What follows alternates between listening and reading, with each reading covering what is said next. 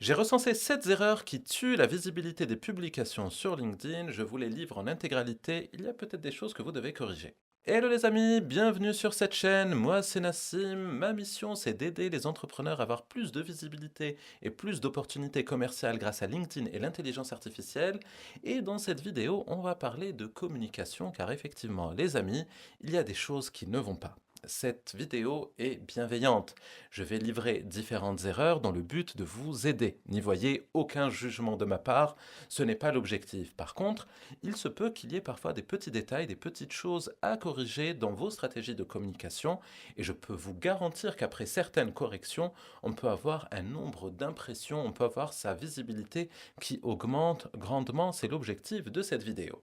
Mais avant de parler de ces erreurs, les amis, vous devez vous abonner à cette chaîne YouTube, vous devez liker cette vidéo pour qu'elle puisse toutes les deux être encore plus connue, pour que je puisse aider différents professionnels à obtenir plus d'opportunités. Je compte sur vos likes, je compte sur le fait que vous soyez abonnés à cette chaîne YouTube. On est parti. Alors, erreur numéro 1. On va parler du sujet qui, selon moi, constitue la plus grosse opportunité pour tous les créateurs de contenu sur LinkedIn. C'est à la fois la plus grande erreur et c'est à la fois la plus grande source d'opportunité. Donc potentiellement, il y a une très bonne nouvelle qui vous attend à la fin de cette explication. L'erreur que font beaucoup de personnes, c'est de ne pas soigner leur accroche, ou en d'autres termes, ne pas passer suffisamment de temps à rédiger ces fameuses 2 premières lignes qui donnent envie de lire le post. Beaucoup de personnes voient les premières lignes d'un post LinkedIn comme une introduction, comme un premier paragraphe. Non, non. Et non, ne faites pas ça les amis. Ces 2 premières lignes doivent donner envie à la personne qui va les croiser de cliquer sur lire la suite. Si la personne ne le fait pas, vous n'allez pas être lu, et ça aurait été dommage d'avoir passé autant de temps à rédiger une publication pour que personne ne puisse la lire à l'arrivée, et c'est surtout un mauvais signal que vous allez donner à l'algorithme LinkedIn qui va se dire mais s'il n'y a personne qui clique sur lire la suite, c'est que la publication est naze, donc j'ai aucune raison de la montrer à plus de personnes sur LinkedIn et on fait un flop. Voilà, ça ne tient qu'à 2 lignes. C'est vraiment l'opportunité numéro 1 pour la majorité des créateurs de contenu. Erreur numéro 2. Faire des posts trop théoriques. En d'autres termes, faire des posts un petit peu barbants, en mode cours universitaire. Diffuser, partager, étaler sa science, expliquer les 4 règles, les 5 principes, comme si on s'adressait à des étudiants dans un amphithéâtre.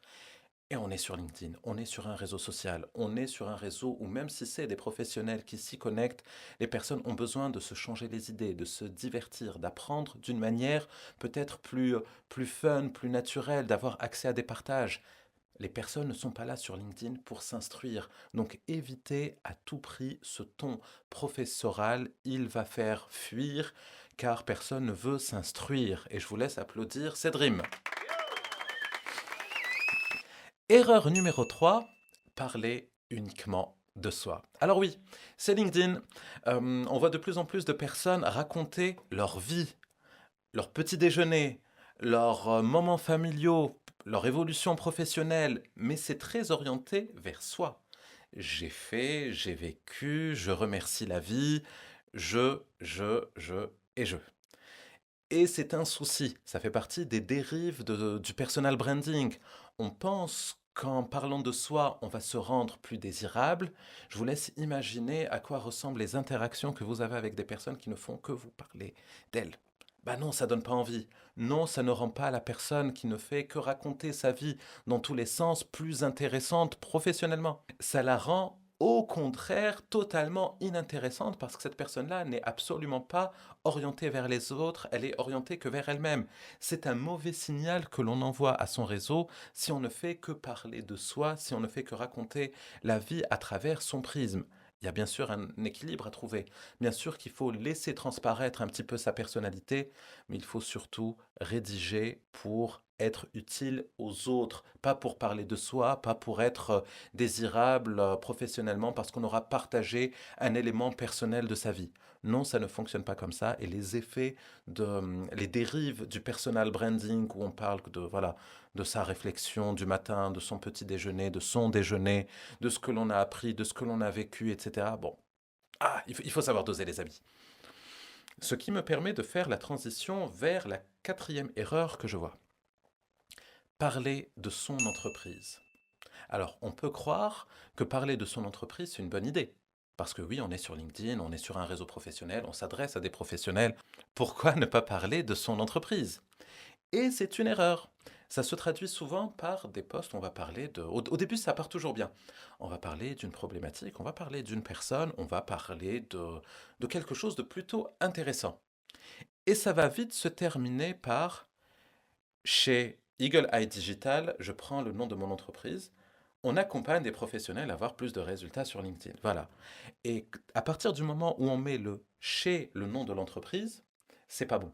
Ça montre qu'on a rédigé une publication que pour faire sa promo, que tout ce qui aurait été diffusé et partagé en amont, ça n'avait pas pour objectif direct d'être utile à la personne qui va lire le post, ça avait pour objectif juste de faire la promo et ça vient casser un petit peu le truc. Et surtout, la tournure chez Eagle Eye Digital, chez Carrefour, chez Intermarché, voilà, c'est pas bon. Ça vient casser le rythme et puis ça ne donne pas une image positive à la personne qui va lire la publication. Vous voulez lui apporter de la valeur, apportez-lui de la valeur. Pas la peine d'expliquer qui vous êtes, ce que vous faites sur toutes les publications. Si vous êtes pertinent, si vous êtes bon, cette personne saura vous trouver par elle-même parce que voilà, vous aurez marqué les esprits, pas parce que vous aurez parlé juste de votre entreprise et rappelé votre mission, vos compétences et ce que vous pouvez apporter. Ou du moins, ne le faites pas sur toutes les publications. Ça rend vos publications inintéressantes. Quand on comprend que les publications ont la même structure à chaque fois, on se dit, bon allez, on connaît, on comprend le truc, donc bon, à quoi bon lire? Et de la même manière, il faut qu'on parle, les amis, de cette nouvelle erreur qui est apparue depuis 2 ans, c'est les publications avec l'intelligence artificielle. Un peu comme les publicités sur les sites web. Quand on se connecte sur un site web, on voit des publicités, mais on ne voit pas les publicités parce que notre regard a appris à fuir ces publicités parce qu'on sait que voilà, ça vient juste occuper de l'espace. Les publications LinkedIn rédigées avec de l'intelligence artificielle, c'est la même chose. On voit à des kilomètres qu'elles sont rédigées avec de l'IA. Ça se voit aux emojis, ça se voit aux hashtags, ça se voit aux tournures de phrases. Alors bien sûr qu'il y a des bonnes manières d'utiliser l'intelligence artificielle et d'avoir des super résultats. Mais pour 99% des personnes, ce n'est pas le cas. On le voit et on le détecte. Et la conséquence est terrible.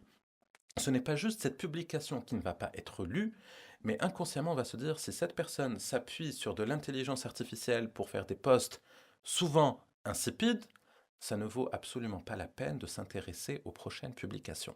Et c'est un bon moyen pour perdre des lecteurs sur la durée. Autre erreur que l'on peut observer sur certaines publications, c'est une erreur un peu triste.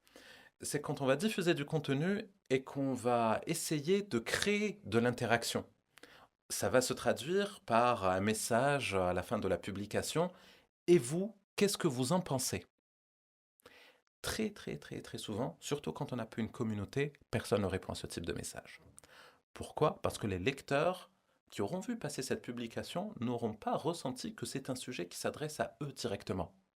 Et souvent, aussi paradoxal que cela puisse paraître, si on demande à des personnes qu'est-ce que vous en pensez, ou commentez ceci, ou dites cela, ou partagez-le dans le commentaire, bah, les personnes ne se sentent pas concernées. Et elles ne vont pas commenter la publication.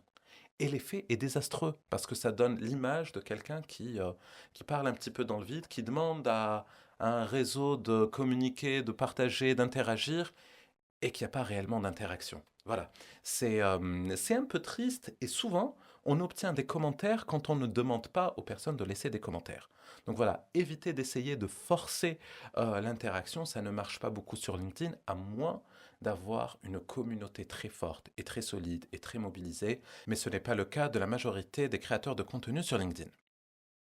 Et enfin, on arrive à l'erreur numéro 7, l'erreur fatale, L'erreur qui frustre des milliers et des milliers d'entrepreneurs chaque jour sur LinkedIn, qui vont mettre beaucoup d'énergie, beaucoup d'applications à travailler leur stratégie de communication, à peaufiner leur calendrier éditorial, à mettre en place toutes les recommandations qu'ils auront croisées sur LinkedIn, qu'ils se seront peut-être inspirés de cette vidéo pour améliorer, pour corriger certaines choses, et qui pourtant vont être frustrés car ils vont observer, car ils vont constater que leur stratégie de contenu, que leur post, aussi parfait qu'ils puissent être, ne leur apporte pas de sollicitations. C'est un drame absolu sur LinkedIn, cette énergie que l'on déploie à créer du contenu qualitatif dans l'espoir d'avoir des demandes entrantes et donc d'avoir des clients, pour constater qu'à l'arrivée, ça ne marche pas. Et oui, les amis, ça ne marche pas. Si vous me connaissez, vous savez déjà où je veux en venir. Si vous ne me connaissez pas, on arrive à la partie la plus importante de la vidéo, car l'erreur fondamentale sur LinkedIn lorsqu'il s'agit de créer du contenu, c'est de penser que le contenu suffit pour avoir des clients. Ça ne marche pas de cette manière. Oui, le contenu est utile. Oui, quand on diffuse du contenu, on reste dans les esprits des personnes qui vous connaissent déjà. Mais ça ne marche pas pour transformer des inconnus en clients potentiels. Vous pouvez mettre tous les appels à l'action que vous souhaitez, tout le storytelling que vous voulez. Vous pouvez essayer de publier aux meilleures heures de publication sur LinkedIn. Petite parenthèse, c'est une grande escroquerie cette histoire d'heures et de jours de publication. Vous pouvez tout essayer, vous n'aurez pas d'opportunité. Ou si, peut-être qu'exceptionnellement, une personne va trouver le bon poste au bon moment et vous contacter. Mais je peux vous dire, pour avoir accompagné des centaines de personnes sur ce réseau, c'est l'exception, ce n'est pas la règle. Et pour avoir des opportunités, ce qu'il faut faire, c'est aller parler aux gens, se connecter aux bonnes personnes, trouver des stratégies pour échanger avec elles, pour comprendre si elles ont des besoins. Et une fois que le besoin est confirmé, les inviter à échanger plus en rendez-vous. Et pour avoir des résultats, on a besoin de maîtriser certains outils d'automatisation, on a besoin d'avoir la bonne utilisation de l'intelligence artificielle, mais tout ceci, ça sera pour une autre vidéo. Stop! On n'oublie pas de s'abonner à la chaîne, on n'oublie pas de liker la vidéo, et pour vous remercier de votre générosité, je partage avec vous plein de ressources dans le descriptif de cette vidéo. La première, c'est un espace membre qui contient différentes ressources totalement gratuites qui vont vous aider à améliorer votre profil, à trouver des scripts de prospection, à travailler votre stratégie de contenu. Tout ce que vous avez à faire, c'est de cliquer sur le lien. Rejoignez cet espace membre. Une fois qu'on valide voilà, votre demande, c'est gratuit. Vous avez accès à toutes ces ressources et vous pouvez les télécharger. Deuxième lien, inscrivez-vous à notre prochain webinaire. Vous allez trouver la date, le thème dans le descriptif de la vidéo. L'expérience en live permet d'avoir encore plus de motivation, d'énergie, de stratégie et d'action pour avoir des résultats. Voilà, c'est la meilleure expérience LinkedIn que l'on peut vous proposer. Participez à un de nos lives. Et enfin, si vous êtes pressé, si vous souhaitez avoir des résultats encore plus vite, le chemin le plus court, c'est d'échanger avec nous directement. Donc vous allez trouver un lien pour prendre rendez-vous avec moi ou quelqu'un de mon équipe. Cliquez, renseignez bien les informations que vous allez trouver dans le formulaire, ça va nous permettre de préparer le rendez-vous, ça va nous permettre surtout de discuter avec vous en live, de connaître vos objectifs, de vous conseiller sur la stratégie appropriée par rapport à votre secteur d'activité et partager avec vous ce que l'on peut faire pour vous aider à atteindre vos objectifs plus vite. C'est la fin de cette vidéo, je vous dis à très vite pour la prochaine.